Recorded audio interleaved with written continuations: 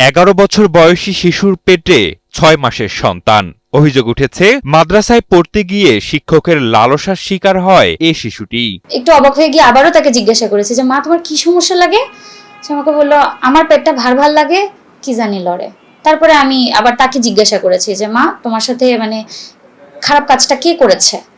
সে শুধু হুজুর হুজুর শব্দটা সে 2 বার বলল, হুজুর। নিজে শিশু হয়ে আরেকটি শিশুর জন্ম দিবেন কিভাবে তা নিয়ে চিন্তার ভাঁজ পরিবারের কপালে। এমনকি রয়েছে শিশুটির মৃত্যুর ঝুঁকিও।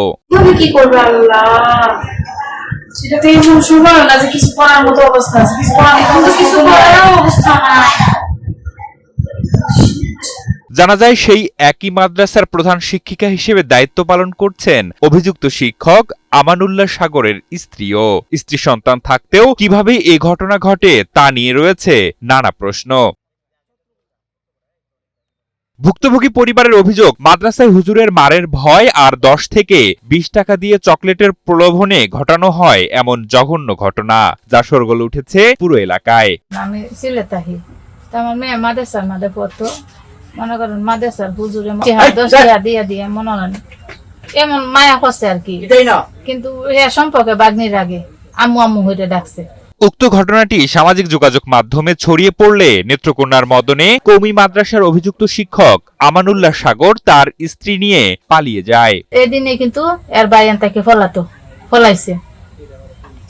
তো ফলানির পরে মনে করেন আমি গেছি থানাত মামলা করছি। এখন মনে করেন ওদের কাছে আমি বললে আইছি বলে আমার মেয়ের আমি শক্ত বিচার চাই যে এই কামটা করছে।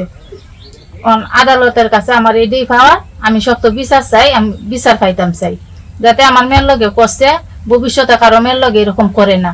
শিশুটির পরিবারের অভিযোগ, দীর্ঘদিন ধরে ওই শিক্ষক শিশুটিকে প্রভাবিত করে আসছিলেন। পরে শারীরিক পরিবর্তন দেখা দিলে বিষয়টি প্রকাশ পায়। চিকিৎসকের পরীক্ষায় শিশুটি অন্তঃসত্ত্বা হওয়ার বিষয়টি নিশ্চিত হলে পরিবার থানায় মামলা করে।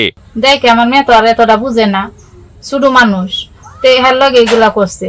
তো করার পরে আমি মনে করেন অনেকদিন পর আমি বাড়িতে আইছি, তার কাছে একদিন শুয়ার পরে মনে করেন হাত পড়ছে হের পেটের উপরে। আমার বোঝা গেছে হের পেটটা একটু বড় বড়। আমি ডাক্তারের কাছে গেছি, ডাক্তারও বলছে বলে 6 মাসের প্রেগনেন্ট। এই ঘটনায় শুধু একটি পরিবার নয়, পুরো সমাজকেই নাড়িয়ে দিয়েছে। দ্রুত সাগরকে গ্রেফতার করে দৃষ্টান্তমূলক শাস্তির দাবি জানান স্থানীয়রা। আমরা তো এই ফলাফল মানুষ করার জন্য, মানুষ করবো তো আমরা তো জানা নাই। এটা সরকারের ধারে দরিয়া শাস্তি যারা পাওয়ার এটা পাব। হ্যাঁ, এলাকারও তো মান গেছে, সম্মান গেছে। কিন্তু যেটা শুনলাম তো কাজ ঠিক ভালো হয় না। ঠিক আছে, এগুলা কাজ যদি হয় তাতে মনে করেন যে দেশ অনেক নোংরা এরকম সিস্টেমে যাবে, অনেক কঠিন শাস্তি হওয়া উচিত।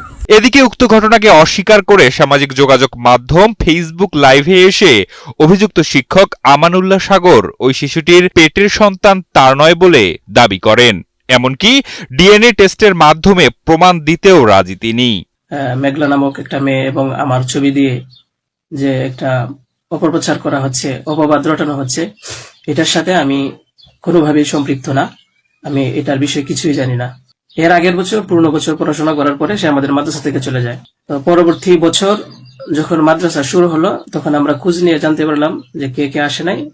তো যারা যারা আসছে না তাদের মধ্যে সেও একজন ছিল, যে সে এখান থেকে চলে গেছে অন্য কোথাও। কিছুদিন যাওয়ার পরে দেখলাম আবার এই মেয়েটা আমাদের মাদ্রাসায় আসছে। তো আসার পরে জিজ্ঞাসা করা হলো যে কেন, কি অবস্থা, কোথা থেকে আসছো। সে বললো যে ঢাকায় চলে গেছিলাম, এখন নানা ভাই জোর করে নিয়ে আসছে আমারে। আমি আসতে চাইছিলাম না, আমাকে জোর করে নিয়ে আসছে নানা ভাই। দেশবাসী, আমি আপনাদের সাথে শুধু এই কথাটাই বলতে চাই যে মেয়েটা এখানে আসতে চাইছিল না, তাকে জোর করে আনার পিছনে কি কারণ ছিল বা তার কি স্বার্থ ছিল। পরবর্তীতে আমরা এটাও জানতে পারি যে এই মেয়েটা তার এই নানার সাথে রাতের বেলা ঘুমায়, সে নিজেই বলছে।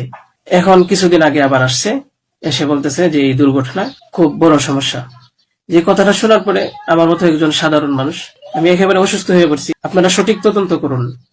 আমি কখনোই দেশের আইনের প্রতি অবাধ্য না, আমি শ্রদ্ধাশীল। আপনারা অপরাধী খুঁজে বের করার আগেই যদি আমাকে অপরাধী বানিয়ে ফেলেন, তাহলে তো আসল অপরাধী পার পেয়ে যাবে। আপনাদের কাছে আমি অনুরোধ করে বলি, আপনারা আসল অপরাধীকে খুঁজে বের করুন, টেস্ট করা হোক যে আসলেই এ বাচ্চা বাবাকে।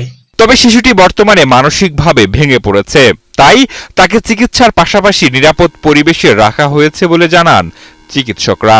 মানে বাচ্চাটার পুরো ফেসে আসলে এতখানি ভয়ের এক্সপ্রেশন ছিল, মানে সে এদিক ওদিক তাকাচ্ছে রীতিমতো, সে কমফোর্টেবল না, সে একদমই আনকমফোর্টেবল, চোখে মুখে পুরোপুরি ভয়, এবং সে বারবার হুজুর ওয়ার্ডটা 2 বার রিপিট করার পরে বাচ্চা মানে আর কোনো কথাই বলতে আগ্রহী না। সামাজিক যোগাযোগ মাধ্যমে উক্ত ঘটনাটি ভাইরাল হওয়ার পর অভিযান চালিয়ে 6 মে অভিযুক্ত শিক্ষককে গ্রেফতার করেছে র্যাব। ঘটনার পর থেকেই অভিযুক্ত শিক্ষককে গ্রেপ্তার করতে র্যাব 14 ছায়া তদন্ত শুরু করে এবং গ্রেপ্তার আতঙ্ক এড়াতে এবং গ্রেপ্তার এড়াতে এই অভিযুক্ত শিক্ষক এলাকা ছেড়ে আত্মগোপনে চলে যায়। এরই ধারাবাহিকতায় গোপন সংবাদের ভিত্তিতে সদর কোম্পানি র্যাব 14 ময়মনসিংহের একটি চৌকস আভিযানিক দল 6 মে 2026 খ্রিস্টাব্দ ভোর আনুমানিক 4:15 ঘটিকায় ময়মনসিংহ জেলার গৌরীপুর থানার সোনামপুর এলাকা থেকে অভিযুক্ত আমানুল্লাহ মাহমুদ আরাফি ওরফে সাগরকে গ্রেপ্তার করতে সক্ষম হয়। ডিএনএ টেস্টের প্রয়োজন হলে অবশ্যই আদালতের পারমিশন সাপেক্ষে তদন্তকারী কর্মকর্তা অবশ্যই সেটা করবেন। তদন্তের সাথে যা যা করা দরকার আমরা কিছুক্ষণের মধ্যেই এই আসামিকে সংশ্লিষ্ট থানায় হস্তান্তর করব।